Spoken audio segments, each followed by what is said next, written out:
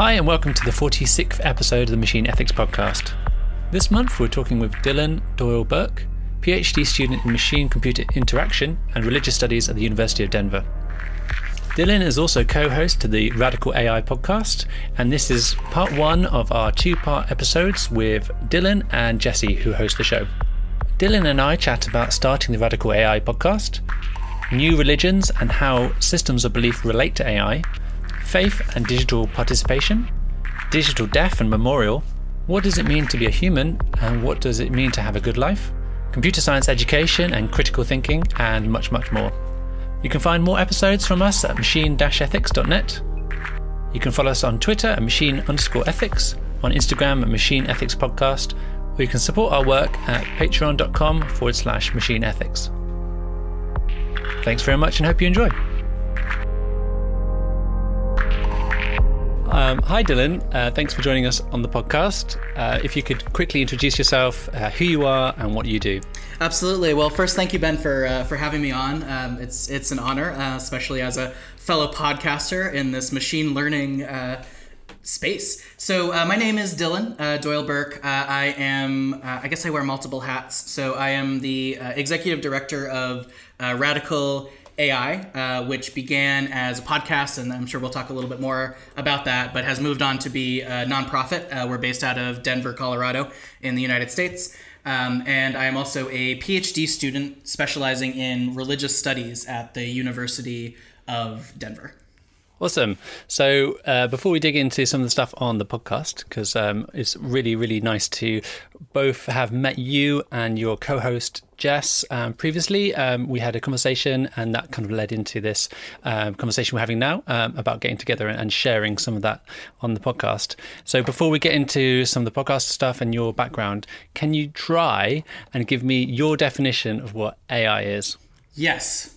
Yes, I can. That's always the toughest question, and it's all this is the fun part, right? In being on the podcast as opposed to interviewing on the podcast, because I like to be the one on the other side asking that question. So I'm also trying to put in my head the different things that people have told me. But I think for me, so the way that I see myself as in my discipline, which is in religious studies, is that I study the people who are studying the thing. So I'm not necessarily building the machine learning. I'm not necessarily doing the coding. Even when I do, consulting work, I'm not necessarily as interested in the thing itself. But what I'm interested in is the people who are doing that designing work. So I'm interested in questions of representation and questions of why are we designing things, what purpose, or even asking why. So when I think about artificial intelligence, the first thing that I think about are the narratives and stories that we bring to talking about artificial intelligence. So one of the reasons why I got involved in this tech ethics arena is because I'm so curious about these narratives that we have, whether it's out in like pop culture or in actually the stuff that we're building in terms of robotics. Some of the work that I do is in social robotics, of this utopia and dystopia world. So it's different, right? When I say machine learning, it's a different thing. Like machine learning, you might think of as like applied statistics. But when you say artificial intelligence, it brings all of this baggage with it. And that's kind of where I'm at. That's where I want to study. That's what's really energizing to me, is like, what is that baggage that we have around this concept of artificial intelligence? And then also machine learning, but I think those are different types of baggages. So that didn't really necessarily give you a definition, but I'm in the social sciences, so I think my job is to problematize the definition before actually giving you a definition of that. Well, but for me, at the core, it's that narrative element of artificial intelligence. Yeah. I was going to say that was a very political way of putting it, but I guess what you're saying is something. If I'm wrong, that it's somewhat cultural. So we have this kind of cultural baggage. And we have also the kind of technological implementation, which is over here somewhere, and then our minds expand into the possibility space, which is to do with our own kind of our own physicality, but also the philosophy of being human. Like, what does it mean to be human? If there's this thing which we can attribute some sort of air quotes intelligence, whatever that means. Mm-hmm. Yeah, absolutely. And so I guess what I would add to that is when you bring in this concept of intelligence. So when you say it's artificial intelligence, you're making some sort of theoretical claim about intelligence. And if you look at the history of intelligence, like this term, this concept, and you go back to, say, the Enlightenment and things like that, it's coming from a very particular place and understanding and set of value systems. And so my kind of invitation in general is to interrogate those a little bit more. So when I'm talking about artificial intelligence, I think there is a there. Like there is some level of machine learning that's happening out in the engineering space. And part of the reasons why we created, one of the reasons why we created Radical AI was because there's a lot of hype out there, and there's continued need to separate that hype from the reality of what's capable, especially when you look at things like the Terminator and these ideas of like killer robots. Like that's not where we're at right now. And yet it's interesting to me that we tell those stories. But I think you're absolutely right that I think part of artificial intelligence is that intercultural element and the economic element, and there's so much that's wrapped up in these narratives and also the realities of these technologies being deployed. Yeah. So let's briefly go back and talk about Radical AI. So it's radical.ai.org. It's .org. Yeah. Radical.ai.org. Check it out. It's a really great podcast. And why did you and Jess get together? How did that happen? And why did Radical AI come out of that relationship? I tell this story differently every time, which is always surprises me, the different ways that I tell this story. So we'll see how it comes out right now. So I have been in the podcasting world and then also the entrepreneurial world for a long time, for a decade. So I should say that my first career before I started doing doctoral work was as a minister. And one way you can think of ministry, especially in small congregations, is really it's nonprofit management. And so I also worked in the faith sector in the UN and these other areas. And I learned a lot about how to build a business and also how to ask a lot of questions that I didn't know the answer to. So I arrived in this PhD program, again, with like these different skills of how to build things and how to ask questions, but not entirely sure what to do with it. And again, I started not looking at AI ethics at all in my PhD work. I was looking at religious studies in the hospital because I was also a hospital chaplain for a number of years, looking especially on like questions of death and grief and how the hospital system interplays with that. But I basically started being interested in this AI ethics space and didn't know anything about it. So I was super ignorant about everything about it. And so I started listening to podcasts like yours and like Twimmel and like the podcast with Lex Friedman. And there's these great podcasts out there. But a lot of them were still really hard for me to really get the meat of like, well, if I just want like an AI ethics 101 thing, or if I want like the stories from all sorts of different cultures, like where can I go for that? And so as I was doing this process of just being really ignorant and trying to learn as much as I could and soak up as a sponge as much as I could, I ended up in Barcelona for what was called the Fat Star Conference, which was the Fairness, Accountability, and Transparency Conference. It's now called FACT. And there was a person there who was presenting, and her name was Jess Smith, who's now my business partner, and she basically introduced herself saying, oh yeah, I go to school at CU Boulder, at the University of Colorado in Boulder. And I was like, oh, that's right up the road for me. And so when we got back, we went out and we got a beer, and I just started complaining about various things that I didn't understand. And she's an engineer and an information scientist by training. And so there were so many things that I didn't understand, and also so many things that I was frustrated about in my own academic journey in terms of AI ethics, because what I had found was that there were so many stories out there that were not being told. And maybe some of your listeners have had this experience. I know I did, anecdotally, where I would go to conferences in tech ethics or in technology, and the people on stage would all be straight white men. And so as a straight white man myself, it's like, okay, I have mixed feelings about that, I guess. That's nice. But there's so much more that's happening out there. And I won't say too much about this, but I was kind of squabbling with my own university about that same issue, about like, who are we representing on a podcast that I was trying to run there. And Jess was like, yeah, I wish that we could just do something more radical. And so from there, we started this Radical AI podcast, which has now become this organization, and the goal of the organization is to define and co-create what this radical AI thing is. So we enter this conversation with a lot of humility. There's a lot of different definitions of radical, not just in the tech world, but also in general. A lot of them, say in the 70s in the United States, came out of like a black radical tradition. And so we're really intentional to not try to co-opt any of these traditions that have used this terminology in the past. But really, we're trying to center voices that have been historically marginalized in this AI ethics and tech ethics space. Because these stories and these histories have been a part of this conversation the entire time. It's just they haven't always been given that platform.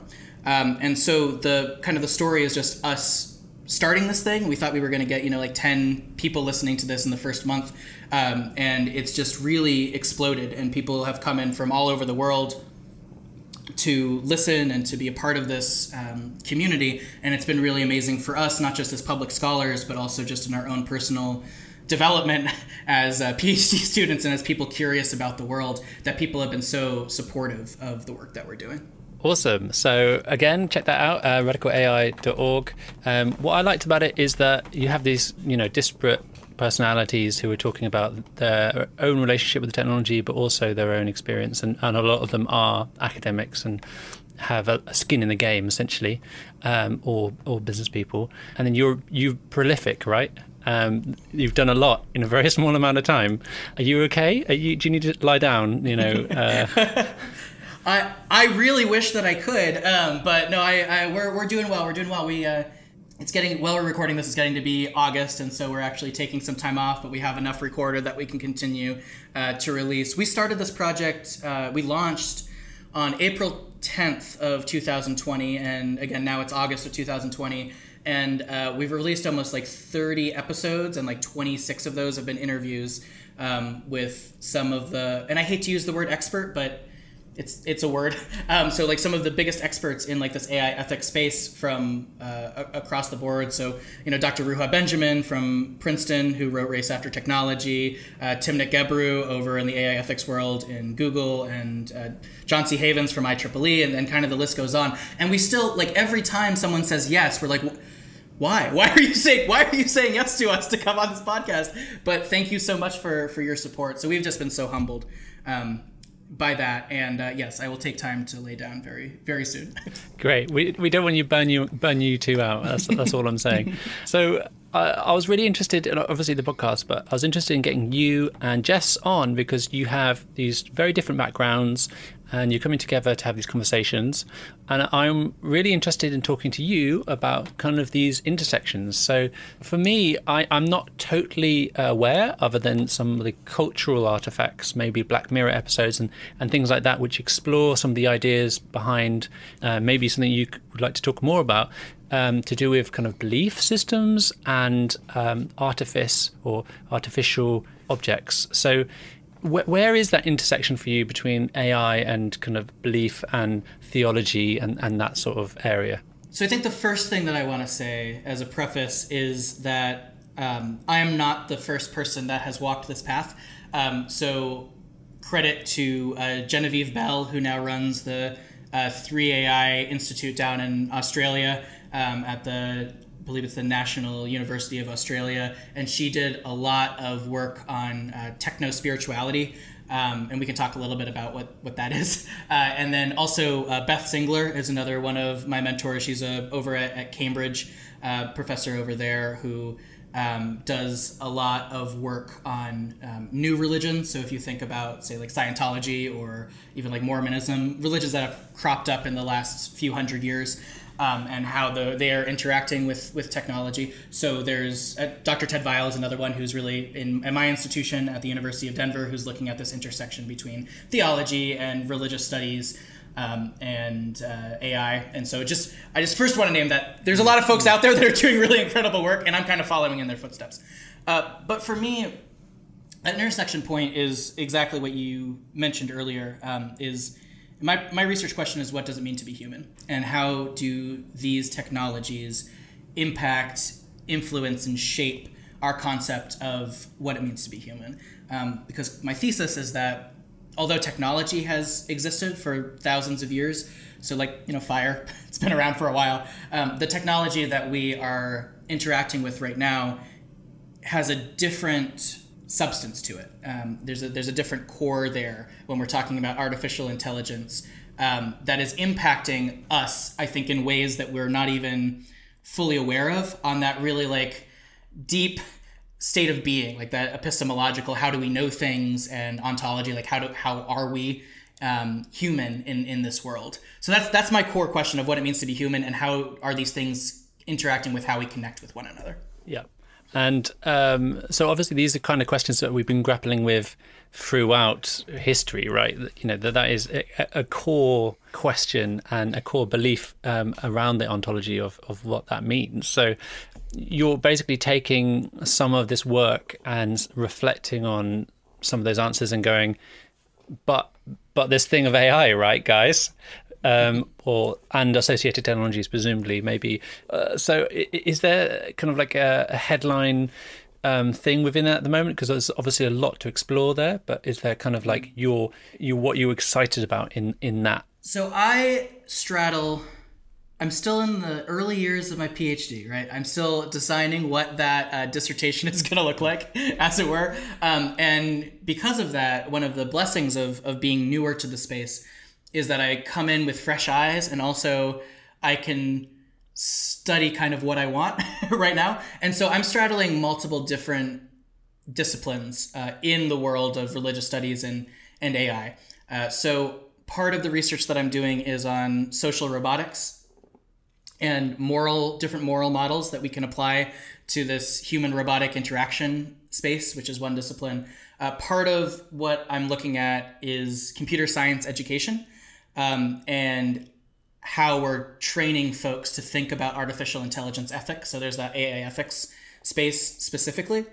And then part of what I'm looking at are these broader philosophical questions of what it means to be human, and more of the anthropology of the space and the history of the space. And so part of the work I've done with that is about white accountability as well. So following on the work of Timnit Gebru and Black and AI, of like, well, what does it mean to be a white dude in the space? And is there a way for there to be some level of greater accountability, and even like our design and how we're in industry representing our teams? So the answer to your question is there are a lot of headlines, and each kind of area there. It's like a spread of stuff. And I know that we were talking before, and Jess was saying that she was also doing some teaching as well. So what makes up the teaching for you both? Well, I'll be talking to Jess in the future sometime, hopefully. It's really great that you're able to step in and do some of that teaching. I know that lots of good work's happened in the last couple of years to bring that to computer science programs.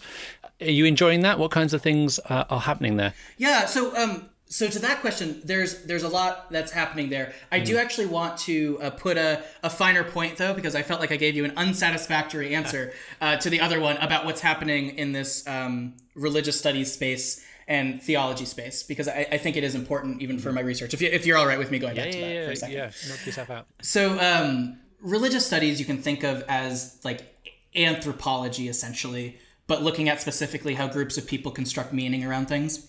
And then you have this theology thing, which is more confessional and about like what people believe. And both of those places and both of those disciplines are currently trying to figure out, well, what does this AI thing, what does this technology thing mean to us? And no one really knows.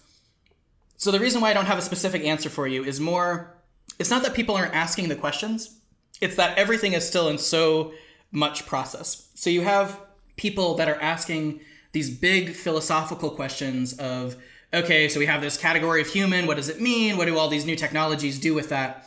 Then you have these people that are really looking at the technology itself. So you can even think of like, say, priests, Buddhist priests in Japan, or you can think of like online communities in India and Hinduism, where they'll pray for you if you pay them. And it's just like a natural part of what's going on in that world. Then you also have these historians, right? People who study the Bible and people who study like ancient Greek philosophy and history, who are still in that religious studies space. But they're looking at things like, Pandora, who is a woman, right? At least is seen as a woman, but was created in some way. So they are both human and not human. And then you also have, like, in that same idea, like these gender studies people that are saying, well, okay, what does it mean for Pandora to be a they, right? As opposed to a she. And all of these things are kind of all in conversation with each other. And my role right now, and one of the things that I'm most passionate about, is a project that I'm working on in trying to lay out the landscape for all of those things at once. And then this goes into your question about computer science education. So Jess and I, one of the real blessings and wonderful parts of our relationship and partnership is that we think about things so incredibly differently.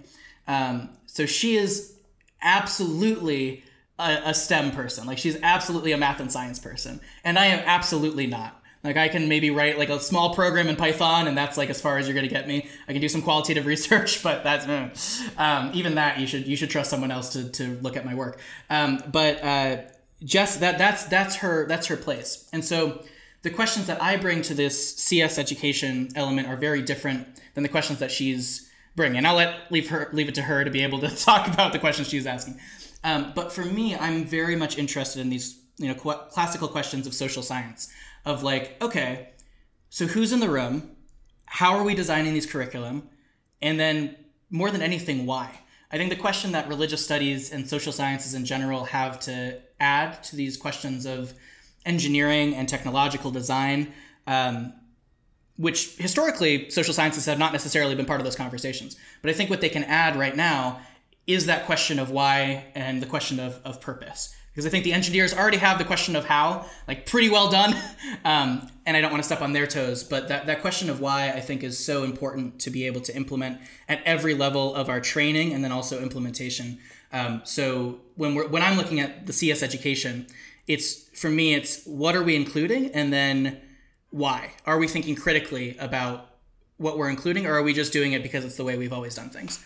Because for me, that's not always a good strategy for why we're teaching our students. And this is going to have far-ranging implications for, decades as this technology continues to develop how we're teaching our students. So I think there's a lot at stake in that conversation. I fully agree. I think the question of why is paramount. I think it's the starting gun to any process that leads to a product or a service or a design.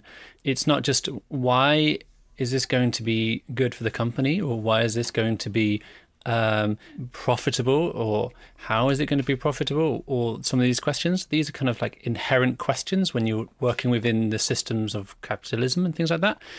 Of course, we're going to ask, is this viable? Is this going to make us money, or is this going to be useful if you're a non-profit for our purpose? But why? But why are we even doing this? Why are we spending our life, right? So when I think about anything that I'm spending a lot of time on, am I going to spend my life, my finite resource on this thing, or am I going to do something else because this thing is not going to be as beneficial to me and the people around me, and therefore society in doing so?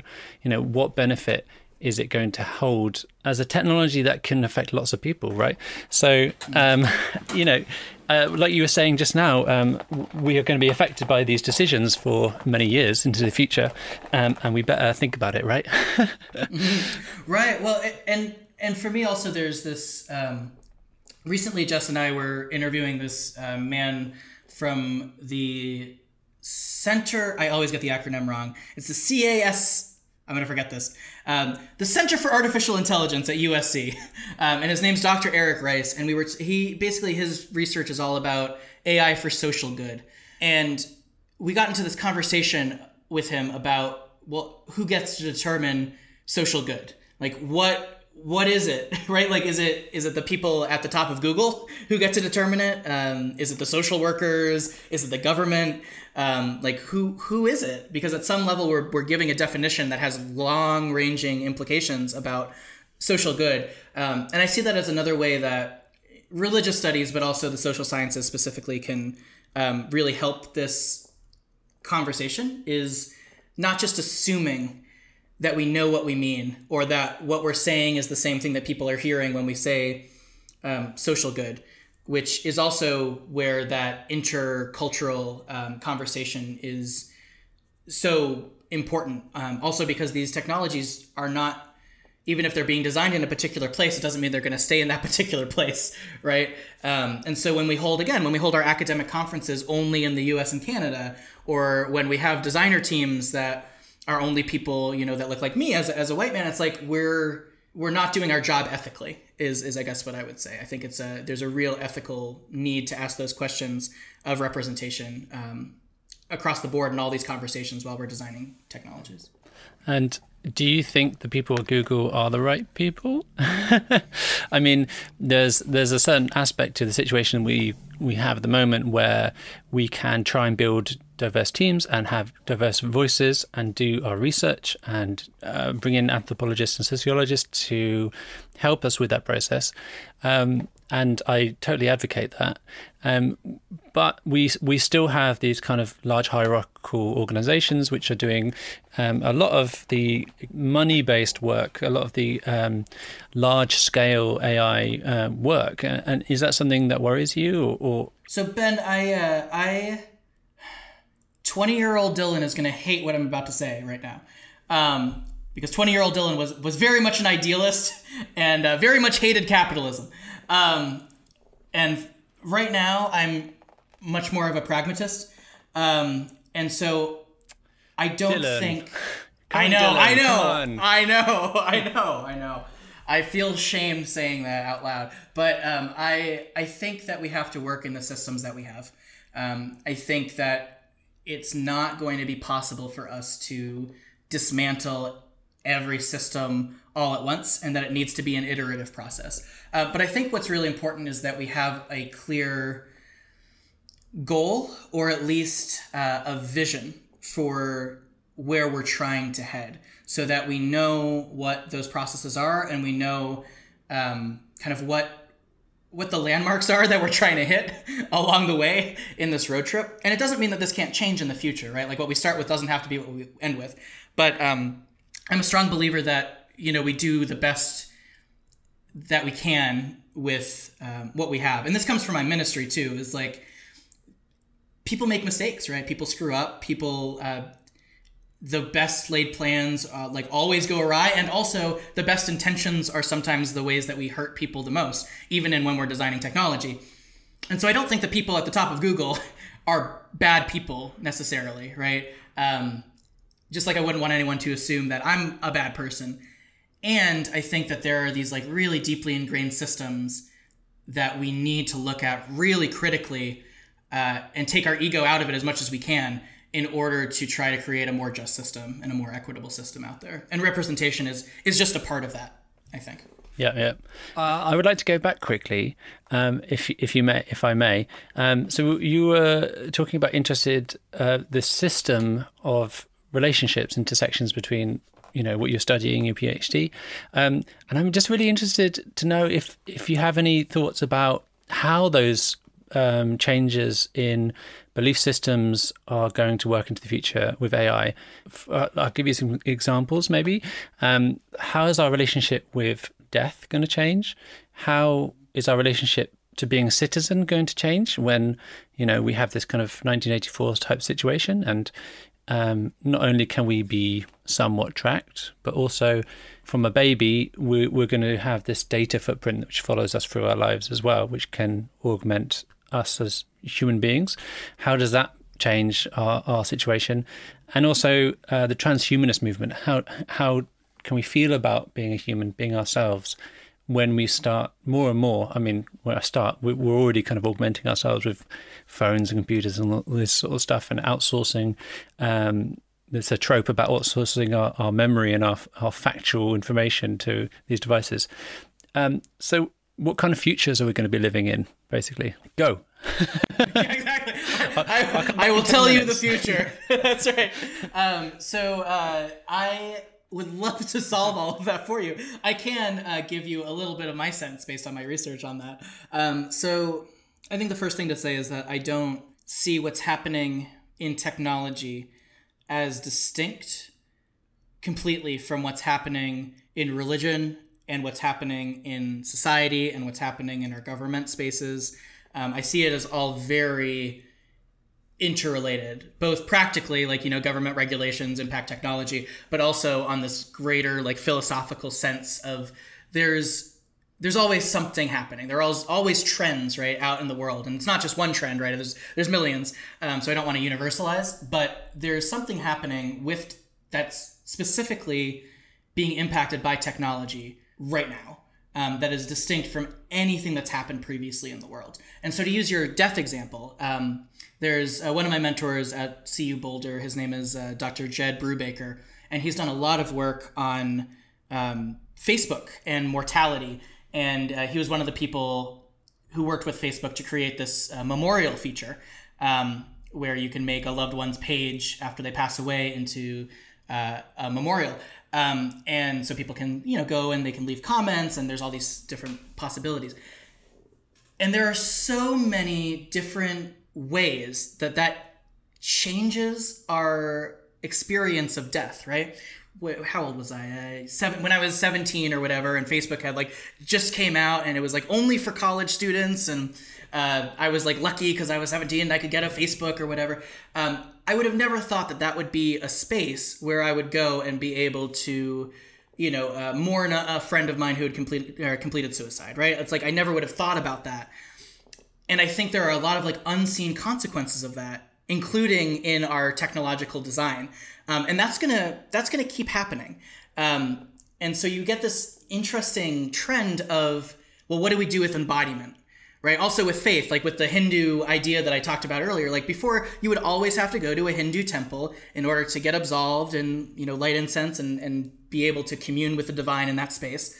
Now it's no longer the case. Now it's more of I don't want to say practical, but it's you can just pay and then you're absolved. And there's some Catholic groups, I don't think the Pope likes it so much, but there are some Catholic groups that have leaned into this as well, where you don't have to go do confession with a priest. You can do it on Zoom or something like that. I think that is we're going to continue to see that trend occur, where it's going to become more and more, especially with what's happening with COVID and the pandemic right now.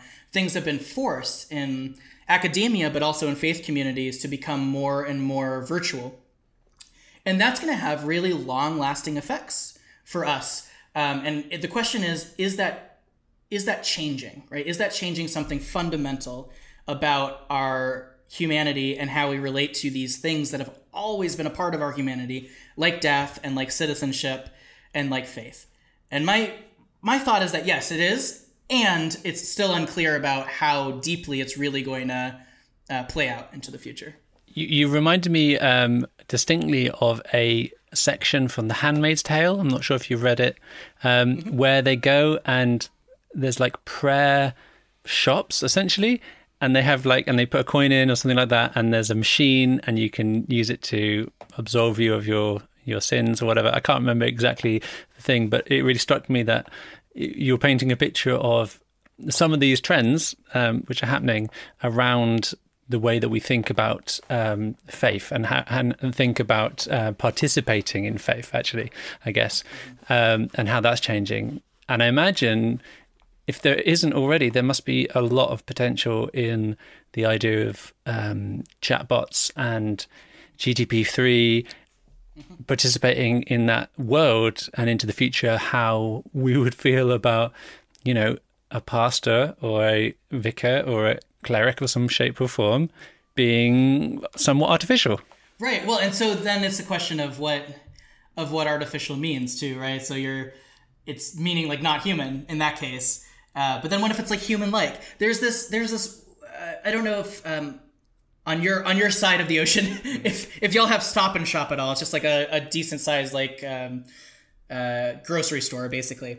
And they have this robot they've just introduced, or I guess they introduced maybe a year ago, called Marty, and it's about 5'3", and it kind of looks like a tube, and it cleans up spills so that employees don't have to do it. But what they did is they put these two massive eyeballs on it, and then a big face, a big smiley face, and people hate it.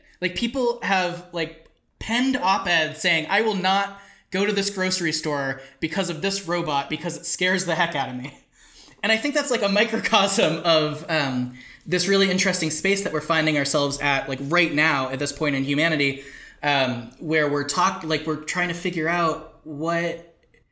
This is why the question for me is like what it means to be human, because I think that if that robot didn't have those eyes and didn't have that mouth, and research backs me up on this, people would feel very differently. There might be more trust, there might be less trust, but in that robot space, it just like puts all of these things so plainly and forces us to ask. Like, it's no longer just a thing that we can ask in the ivory tower. It's like, oh, this makes me feel weird. Like, there's something threatening about this like other being. So is it another being, or is it just like what's going on in me? So there's a psychological aspect to this as well, but also an ethical aspect of like, how are we designing these spaces? Whether it's about faith, whether it's about citizenship, death, whether it's about this Marty and Stop and Shop, there are real consequences to this, which is why I keep saying, because I think it's really important, that there are real consequences to how we're designing this technology philosophically as well. Yeah, and I guess as these technologies become more proliferated and Marty becomes part of our fabric of our normal life, I imagine that sort of reaction will change, and we'll have a different set of reactions to maybe a Marty, which is Marty, 3.0 or something, that can actually talk back to us and assist us in different ways, and maybe that becomes the new uncanny valley, or some sort of situation like that.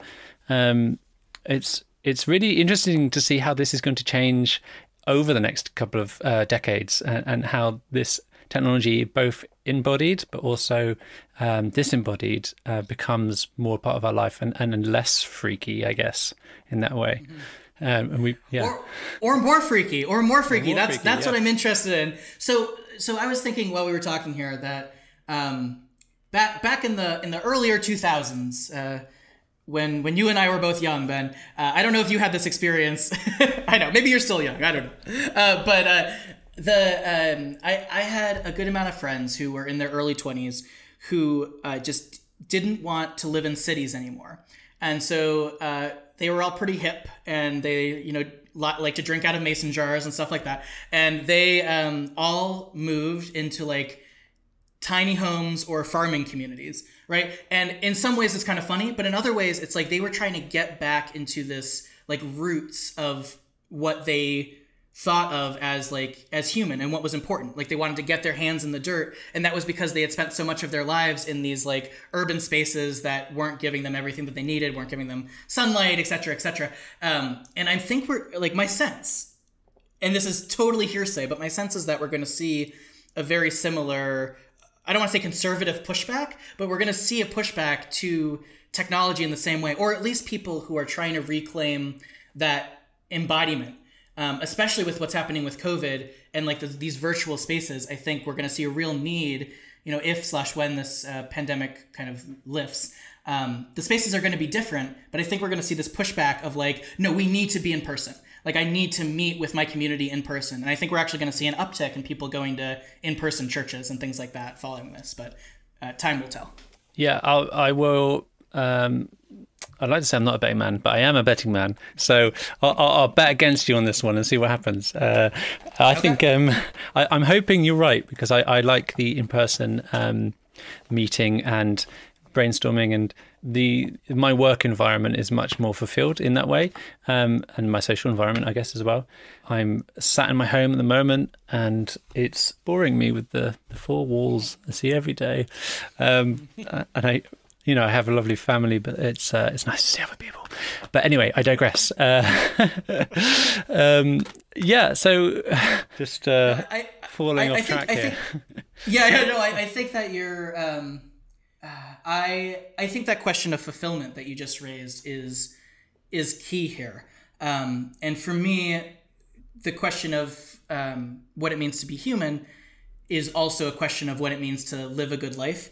And in that question, also, you get into these justice issues and these issues of privilege, and all of that, which I don't know if we have time to talk about. But this question of like, that's a religious question for me. Like, that's a spiritual question. And I think that as technology continues to evolve and change, and our relationship to it continues to evolve and change, perhaps we'll see a difference in what that fulfillment might look like. And that's something I'm really curious to see. Is that how that good life alters as we get more and more used to different technologies going forward. I think for me, it's like a physiological, psychological, neurological, spiritual thing that good life is, which we've been grappling with for a long time. But I think there are fundamental things that we can say about being human, right? A lot of the physiological stuff is quite well tread paths, is well known, and the neurological stuff is just becoming more and more illuminated, our knowledge about how the inner workings of our brain works, but it still comes back to what are we going to do with that knowledge, and it won't tell us exactly that we should live in this perfect environment and that we can all do that, and what is within society, how are we going to make that work when we continuously know more about ourselves? Are we going to be able to push for better equity in that situation? And obviously we could spend a lot of time talking about that, but how are we going to shape our society so that hopefully the product of our tools, the AI, the robots and all this sort of stuff become fruitful for the common of us as humanity rather than the few. So that's a big problem in my mind. Yeah, I think that's the key problem. And again, one of the reasons why we started Radical AI was that I get frustrated with academia because we publish so many papers and then 3 people read them or 3 people cite them. And that's wonderful, right? But I think it's important to be able to bring something out into the world that changes something for the better. And so I think the question that you're raising about, well, what do we do with it? Like, we might have all this knowledge, but then how are we actually going to implement it is so critical. And I think at least the 2 things that religion, and some people have a very allergic relationship with spirituality and religion, which is probably another podcast, because I also struggle with that, right, even as a former minister. But I think the things that religion can bring to this conversation, or spirituality can, is a sense of awe and wonder and mystery is the first thing. So being able to say to your question of the future, well, we don't know. And that's kind of cool too, because it's like limitless possibilities to a certain degree. And then the other thing that I think spirituality can bring to it is a humility.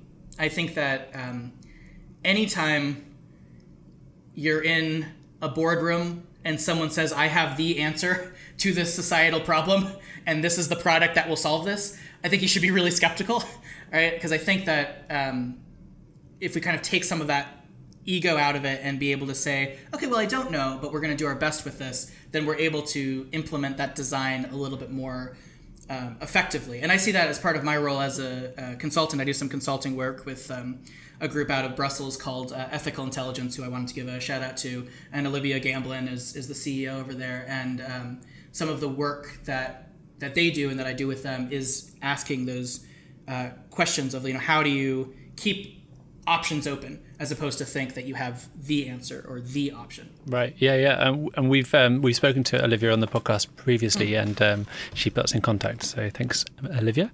Shout out. Moving forward a little bit and touching on something that we spoke about briefly.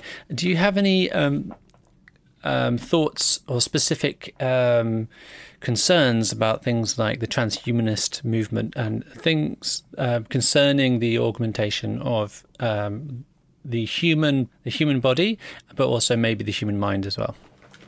One thing I think it's important to point out is although there is a greater transhumanist and post-humanist movement that's existed, especially in sci-fi, for a long time, there's also a lot of transhumanist and post-humanist movements as well. So there's kind of like the academic overarching, and then there's also like a lot of people that are living out these things in everyday life. And so I can give a very brief definition, but I'm going to do it wrong because there are just so many different definitions that are out there right now. So transhumanism, my understanding is you can kind of think about that as terms of augmentation, so that technology is relating to our body in a different way. So some people even argue that, say, like if I wear my Apple Watch, right, that I'm already transhuman in a certain way because I'm constantly looking at it. It's measuring all of my biometrics, things like that. Whereas posthumanism is taking that to a little bit more of an extreme conclusion of, okay, well, what does it look like in a post-human world?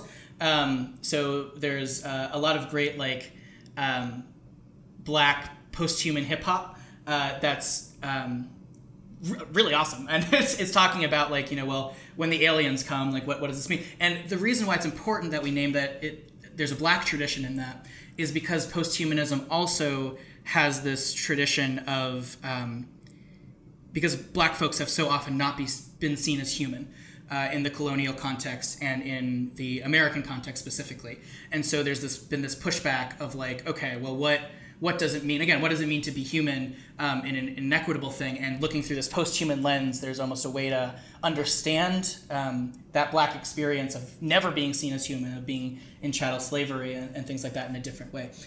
So my sense of transhumanism is that it'll be really interesting to see what happens with those transhumanisms. So I believe in the argument that we're already transhuman, but also that we've always been transhuman. Again, ever since we like invented the wheel, it's like we've always been interacting with tools. Like it's never just been humanity qua humanity, like only us. It's always been us working in some sort of greater context. So again, the question is whether this technology that we have now is different, which I believe it is.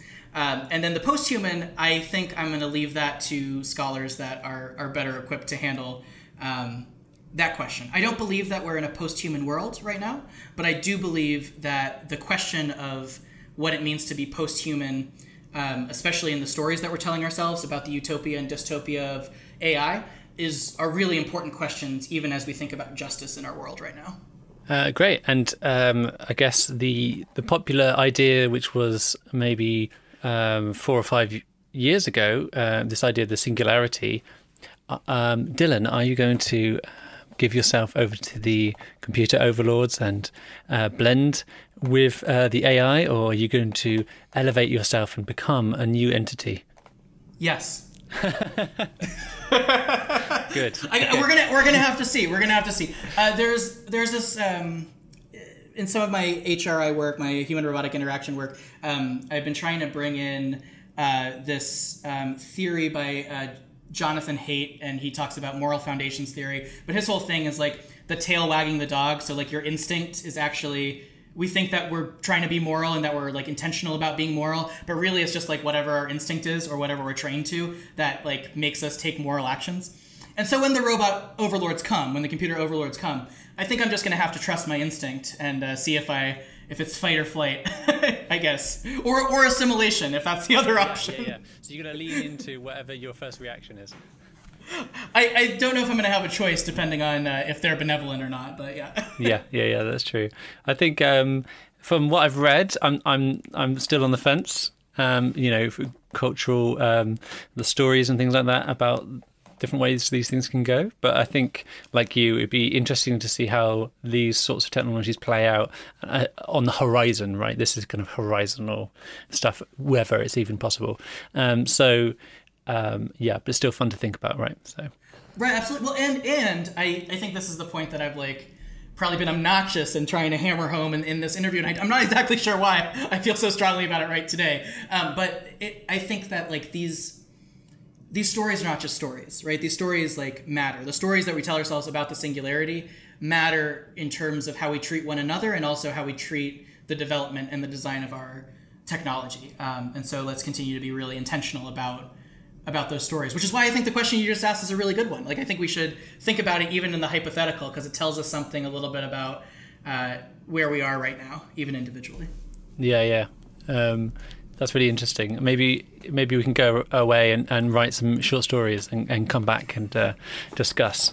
I think it's probably useful. I think a lot of the science fiction writers have got a lot to say for themselves, haven't they, to do with our current thinking on this subject. Absolutely. I think we're all storytellers. No matter where we enter this conversation, whether we're writing code or whether we're writing stories or whatever, I think we're all storytellers to a certain degree, and there's, I think, a lot of power in stories. Sweet. Well, we're coming up to nearing the end now, Dylan. So thanks very much for spending this time with us. The last question I always ask is, what scares you, but also what really excites you about AI and our future? I think my answer is the same for both. I think what scares me and what excites me is the potential. So I think the potential of this technology, whether it's just applied statistics or whether it's, the eventual singularity, I think is incredibly exciting. Like, I think the possibility to make our world a better place for people is, and maybe also for robots, is I think wonderful. And I think really almost overwhelming in just the raw possibility that we've been seeing as this technology has evolved so quickly in such a short amount of time. And I think that the scariest part is the possibility. I mean, like when you look at facial recognition tech, when you look at what happens when you have a bunch of well-intentioned people who are not necessarily looking at their context, and then the technology ends up, and I'm thinking about the ProPublica article about analyzing recidivism rates, right, and how it was so racially biased. There are just ways when this technology, when it becomes unchecked, I mean, it's still powerful, right? It's like powerful tool, but just like any other tool, it can be terrifying how you use it. Like I can use, an axe to chop a piece of wood and be able to heat my house for my family, and I can use it to kill someone. And I think that it's important for us to not treat this technology, I guess, any different, even if it might be a little different, maybe even be more powerful in certain ways, at least in terms of scope. But that potential and that possibility to impact the world is, I think, so exciting and so amazing in theory. But in practice, as you said earlier, it's a question of what do we do with it? Do we make the world a better place, or do we not? Yeah. So hopefully, Dylan, let's make the world a better place. You're certainly doing a good job at the moment with your podcast series and all the work that you've been looking into, trying to make sense out of all these kind of really disparate, well, not disparate, but really interesting threads, and bringing them all together and making sense out of what is interesting there. I find it all interesting, which is why I'm not an academic and I never get to write anything. But anyway, thanks again for coming on the podcast. Dylan, if people want to follow you, find your work, how can they do that? So if people want to follow up with me, you can always send me an email. You can find my email at my website, which is dylandoyle.com. I also invite you to check out Jess and I's project, which is called Radical AI, which again you can find at radicalai.org, or you can find both the project and myself on Twitter. The easiest way to find us would probably be through the Radical AI Twitter, which is just at Radical AI Pod. And Ben, thank you so much for having me on today. It's been a pleasure. Hi, and welcome to the end of the podcast. Thanks again to Dylan for his time and knowledge. Obviously, for more from Dylan and Jesse, check out the Radical AI podcast. I was really excited about getting them both on the podcast because they have really disparate disciplines, and I was really interested to talk more about kind of faith and religion and how these things intersect, and Dylan seemed like the perfect person to come and explain some of those aspects. I hope you enjoyed, and look forward to talking to Jesse in a couple of months' time. Obviously, if you'd like more episodes, then check out the podcast at machine-ethics.net. This month, we're actually supporting Manning's Women in Tech conference on the 13th of October. It's an online conference, and there are talks on careers, big data, VR, and loads of tech subjects. You can find more information on that on the episode page on the website. Thanks again for all my Patreon supporters, and to find out more, you can go to patreon.com/machineethics. Thanks again, and I'll see you the next time.